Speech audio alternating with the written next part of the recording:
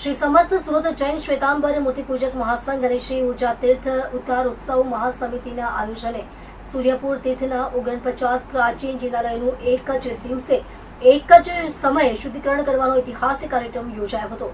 આ મહાઅભિયાનમાં સુરતના 87 જૈન સંઘના 1000 થી વધુ ભાઈ બહેનો જોડાયા હતા।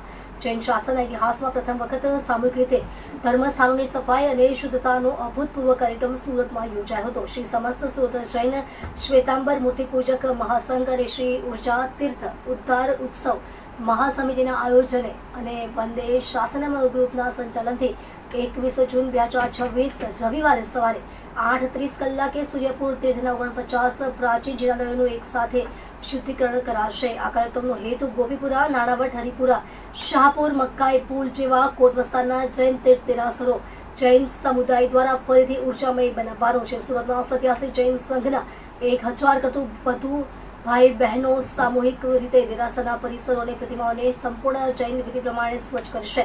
કાર્યકર્તાઓના પ્રીતિ ભોજન અને ઉચિત સન્માનનો કાર્યક્રમ શ્રી વડા ચોટા જૈન સવેગી ઉપાશ્રય ખાતે બપોરે 12:30 કલાકે યોજાશે। હું વિપુલ કોઠારી, સુરત વંદે શાસ્ત્રામ ગ્રુપના કમિટી સભ્ય।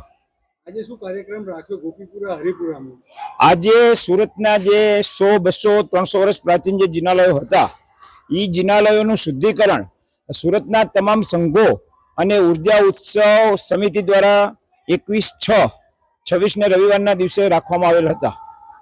કેટલાક ભાવિ ભક્તો આ સફાઈ અને જે ધાર્મિક કામમાં ઉપસ્થિત? લગભગ 2000 થી 2500 ભાઈ અને બહેનો અમારા આ ધાર્મિક કાર્યની અંદર જોડાયેલા હતા।